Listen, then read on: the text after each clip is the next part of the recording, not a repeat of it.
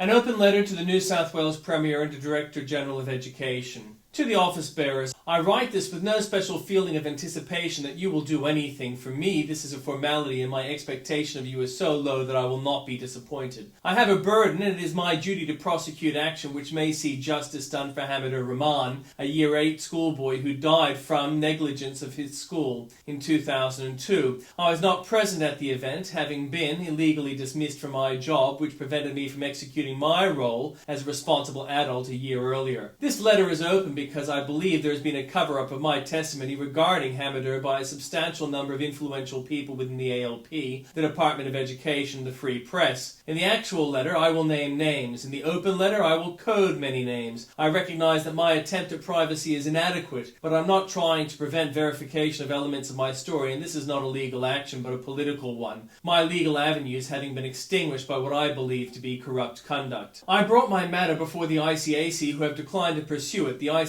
advised me that while my arguments may suggest corruption by individuals, it is not something that they feel they could prosecute, the instances being too small. My local member, a state minister, and another minister from my workplace have threatened me, did not seem to concern the ICAC, nor did the covering up of evidence before a coroner, the death of a schoolboy, the bungling of a pedophile investigation, or the harassment of a public servant by a political appointment to a mid-level public service management position. I brought my matter before the Ombudsman's office. They advised me that they could not deal with the issue as it involved an employer-employee relationship, and they won't investigate that. I was nervous about bringing the matter before my local state member, as I had felt that a political operator from within the New South Wales ALP's Premier's office, Plumbian, had been the conduit for the political appointment of hot coals. In order to protect myself, I approached my federal member, Julia Irwin. Julia advised me to speak to my local member, Joe Tripodi. I organised a meet and met with an assistant of Tripodi. Julia and Tripodi's office were privy to all the information I had at the time, which was substantially more than what the Department of Education had ruled on earlier. Tripodi's problem is that he then threatened me by referring me back to hot coals. Tripodi may have done that out of malice or out of ignorance. That he has subsequently seemed to try to cover it up without fixing it suggests malice. I have recently read the coroner's report and noted it is deficient in a number of areas, suggesting willfulness about failing to address the issues central to my testimony. It may be argued that those with vested interests have misled the coroner, or that the coroner has turned a blind eye. I believe my testimony is such that the coroner must re-examine and address that which it failed initially. If anyone has kept records, they will note I have some 20,000 words regarding my issue on this case. I kept that confidential with those whom I shared it. I admit to things that could be used to smear me. I did that because I felt that any fair investigation would ask questions that reasonably must be addressed. Regarding my testimony, I note in the Senate answer to my questions that there is no dispute that I warned the school of the threat to Hamidur's welfare. The answer provided to the Senate suggests that a phone call to me ascertained the facts of the issue and addressed them. That is a lie. Here are the facts of my testimony. One evening in early 2001 at Hurlston AHS, as a casual welfare teacher, I found myself the most senior person present at dinner. I had worked 3 years previously at a residential welfare teacher, live-in tutor. The Department of Ed seems confused in the Senate response to my actual status, but I am a teacher. Also present at the dinner were 3 other staff members who, while being permanently employed there,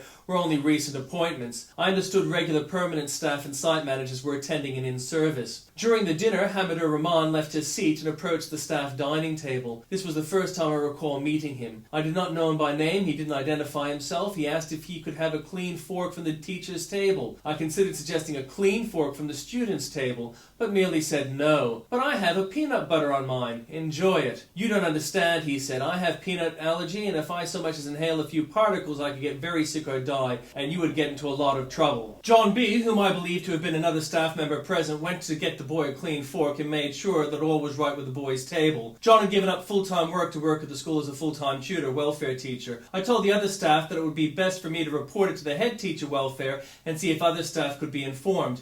We agreed it was a serious issue and none had heard of any students with it before. I reasoned that as the head teacher welfare was already trying to get me dismissed, it was best if I took it to him. I approached Dick Watcher, head teacher welfare boys, at the first available time afterwards. He told me not to spread rumours of the health issues of school children. He identified the boy as Hamidur Rahman. He said that staff had already been informed. He said I could get sued for discussing the welfare issues of students with the public. He asked the head teacher science if it was true about the seriousness of peanut allergy. The head teacher science told him that it probably would not be fatal, but would be serious. I approached the deputy principal, JJ, responsible for the boarding school, and asked him about the boy's peanut allergy. I had intended that Dick Watcher would get into trouble if he had lied to me about telling other members of staff. JJ said the same thing that Dick Watcher had about talking about the issue. He assured me staff had been informed. Later I saw Hamidur outside the dining room and asked if the peanut issues were over with staff. He said that no one else seemed to know. I apologized to him and said he would have to speak up for himself as I would not be working there again. He asked if I had given up. I said no, but I might not be working there ever again. He replied he wouldn't give up and walked away. A year later, Hamidur was at his Year 8 camp at Yanko Agricultural High School. He was doing an activity with his classmates, and he was challenged by his teacher to lick peanut butter from a spoon. That teacher had apparently never been warned by either Dick Watcher or JJ about the issue. More disturbingly for me, knowing that Dick Watcher is a game player, is the possibility that the situation may have been set up by Dick Watcher to see if the child would lick the peanut butter or refuse to, and if the child would get sick as a result or not. Dick Watcher had been highly manipulative when I had worked at the school, and such a scenario seemed in keeping with my understanding of his character. The child died in seconds. I note in the coronial investigation the head teacher welfare boys was never questioned about the boy's peanut allergy, nor the deputy principal with responsibility to the boarding school. I note that staff claim never to have known about the issue. I chose not to involve myself in the Coronial Inquiry because I was in two minds and approached my site manager, Pat M., for guidance. I hadn't wanted to involve myself because of the appearance of wanting to get back at the workplace for the illegal dismissal. I figured enough staff had been on hand who knew of the boy's issues that I would not be needed. I was not present at the death of the boy. I did not know the boy very well and was not certain that he was the boy who had approached my table that evening. I thought that Dick Watcher and JJ would be put through the cleaners, and after that I might revisit the issue of my unfair dismissal. Reading the coronial report, I now question the impartiality of the coroner and the appropriateness of the coroner attributing any blame at all to the parents. Following the death of Hamidur, I began blogging. The Department of Education told me that they would ignore my complaints about my unfair dismissal and a faux referral to HealthQuest. The referral was real, but the reasons given were faked, as they felt I was a pest, a serial complainant. I was advised by my lawyer that so long as I did not slander, I could write about my issues online. I began blogging after the department advised me that they would be ignoring me. I asked the department legal advisor why I was being ignored and was told it was because of Hamidur. I pointed out that I had nothing to do with his death and was asked by the officer if he could quote me on that. I said yes. Harassment was something I had grown used to at my workplace, but it grew worse and things began happening from unexpected quarters. HealthQuest had me labeled as a disabled with no special provision. Students would tell me that they